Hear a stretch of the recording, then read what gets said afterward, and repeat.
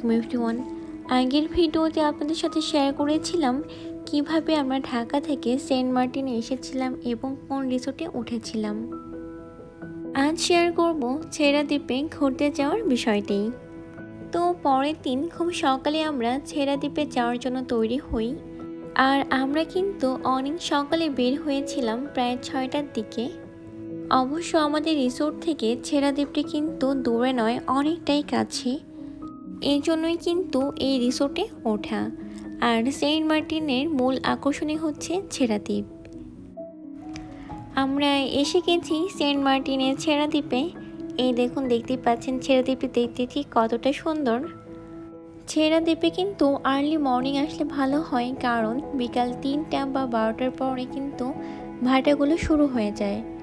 So আপনারা try করবেন সেই টাইমগুলো একটু মেনটেন করে আসতে। বাংলাদেশের মানচিত্রে দক্ষিণে সর্বশেষ ভূখণ্ড ছেড়া দ্বীপ। এরপরে বাংলাদেশের আর কোনো ভূখণ্ড নেই। সেন্ট মার্টিন দ্বীপ থেকে মাত্র 5 কিলোমিটার দক্ষিণে ছেড়া দ্বীপের অবস্থান। ছেড়া দ্বীপের আয়তন 3 কিলোমিটার। 2000 সালের শেষের দিকে এই দ্বীপটির সন্ধান পাওয়া যায়। বঙ্গোপসাগরে নীল জলরাশি স্বচ্ছ ঢেউ এসে প্রবল পাথরগুলোকে ভিজিয়ে দেওয়ার দৃশ্য জাস্ট অসাধারণ। ঝড়ের সময় সেন্ট মার্টিন বিচ্ছিন্ন হয়ে যায় দেখে এর নাম হয়েছে ছেড়া দ্বীপ।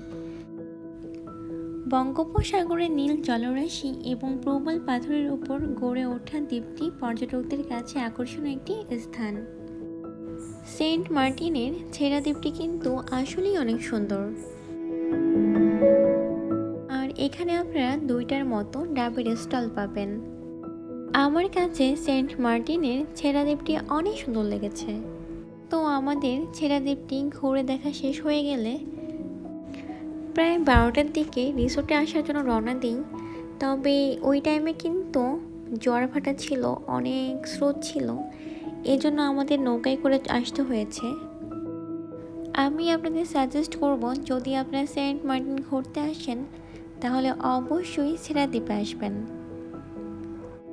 কারণ ছেড়া দ্বীপটি কিন্তু আসলেই অনেক সুন্দর। এখানেই আমার আজকের ভিডিওটি শেষ করছি। সবাই ভালো থাকবেন এবং সুস্থ থাকবেন। আল্লাহ হাফিজ।